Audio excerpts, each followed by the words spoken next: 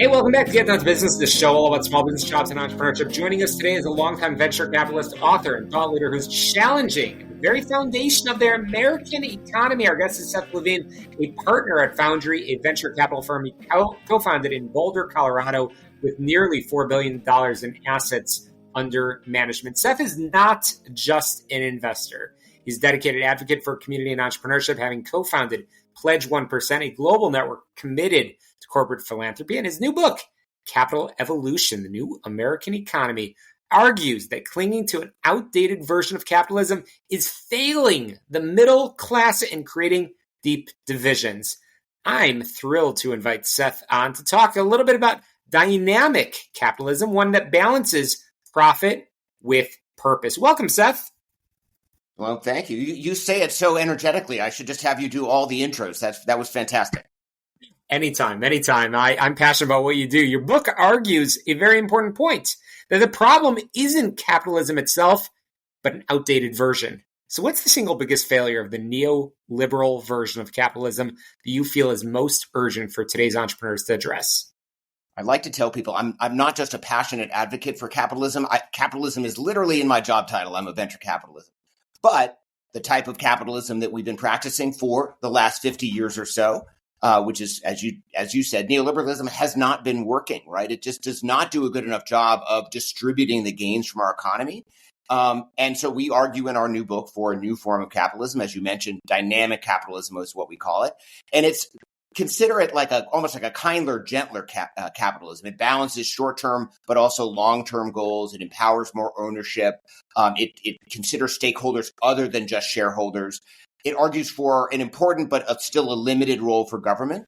And it also recognizes, really importantly, I guess to say these days, the rule of law, right? Which is critical for really any system of economy to work.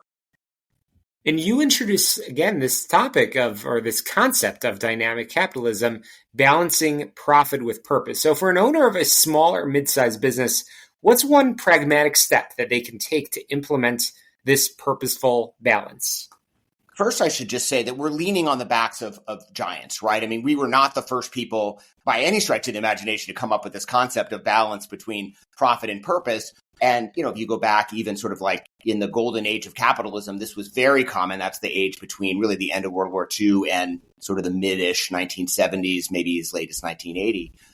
And if you look at 2019, the Business Roundtable, 200 of the largest companies, the CEOs of the largest companies in the entire country came out with their purpose of a corporation, this description of what companies should be thinking about. And they also said, hey, actually, there are a bunch of other stakeholders in businesses, employees, suppliers, community, the environment, et cetera. So I want to give credit that this is not a new concept. And I say that because this is not out of left field. And I use that term very specifically, right? This is not some crazy liberal idea of capitalism. Actually, it's a version of capitalism that works better. Companies that balance the idea of long-term and short-term goals, profit with purpose, et cetera. And there's a really good example, actually, from someone from Chicago, the guy that owned Alinea and a bunch of other restaurants, was on a podcast I was listening to recently. And he was talking about why they decided not to just auction off their tables, right? Because their reservations, you go to Alinea, it's very hard to get a reservation.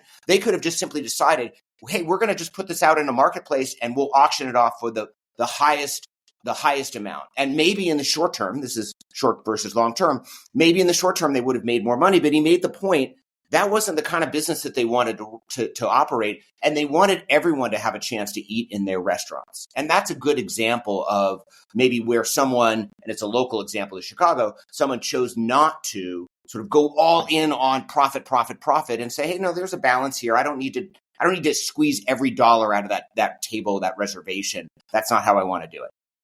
Yeah, that's fascinating. That's exactly where I was going to go because, again, capitalism is literally in the title. You're a venture capitalist at Foundry, and I know you see that massive shift in market. So big takeaway over here is that a focus on long-term impact is a better business imperative than a focus on short-term profits for quarterly returns. Seth, you co-founded Pledge 1%, a global network for philanthropy. How does giving back, pledging equity, time, or product translate into a competitive advantage and higher valuation for an early stage company? I'm so glad you asked me that, Shalom. And I know that community is important to you and a lot of the work that you've done. Absolutely. So it's not a surprise that you brought it up. Pledge 1% is the idea of, it's a pretty bold idea, right? Because we ask companies in many cases before they really had their first dollar of revenue to pledge a portion of their equity back to local nonprofits. 20,000 businesses across the globe have taken the pledge. We've generated over $3 billion to local charities through the program. And we're really just getting started. And the idea is that companies with a purpose those businesses operate better businesses. They are attracting employees at higher rates. They retain employees at higher rates. They are also stickier with customers. People want to work for and do business with companies that believe in something than just the bottom line. And so I often argue to companies when I'm pitching them on why they should join Pledge. One, I think it's the right thing to do. We don't operate our businesses in a vacuum. We build them in a place or in places. And so it's important to recognize that and to give back. But it also ultimately pays for itself in the form of stickier employees in particular and stickier customers. Seth, this is absolutely amazing. What is the one takeaway that if folks remember nothing else from the book that you want small business owners to put into practice immediately? Wow. I would really like them to think about how they are pillars of their community. I think the center of any community is small business. My wife is a small business owner, for example. And I think that people sometimes forget that they are really the core of entrepreneurship, small businesses in the U.S. It's 50% of employment, 40% of U.S. GDP. It's a really important part of our economy. Seth, your book talks about how to rebuild trust amidst political division. That is so important in this day and age. How can business leaders navigate the pressure from both the political left and right while staying authentic and true to their core values? This is one of the questions that actually drove us to write the book in the first place, was this question of what's a company to do as government has become less trusted, as media has become less trusted. Companies are now stepping into the void. We saw it, as I referenced earlier, with the 2019 pronouncement by the Business Roundtable of the purpose of a corporation. You see it in the individual CEOs taking more and more sort of ownership around social issues. And I think it's a really kind of slippery slope, actually. And so we talk a lot about the difference between politics and values in the book. And I should say the book isn't particularly political. It describes the politics of our day because it's kind of hard not to, because it's so intertwined with our economy. But the politics value idea was something that Jamie Dimon from JP Morgan, who we were fortunate enough to interview along with a whole bunch of other really interesting, not just CEOs, but workers, sort of business builders, small business owners, et cetera, as we came up with the stories behind the book. But one of the things that Jamie talked a lot about was this distinction between politics and values and sort of where that line is. So we don't have enough time to go through exactly where that is. Readers or listeners will have to read the book to hear a lot about it. But we talk a lot about what is the right role for business in our economy and for CEOs. What types of things can and should they speak out about? And what kinds of things should really be left to dinner table conversations or politicians and media? So important. Seth, we've been talking today on the show about the global economies. And I know that you advise entrepreneurs globally, especially in the Middle East and Africa.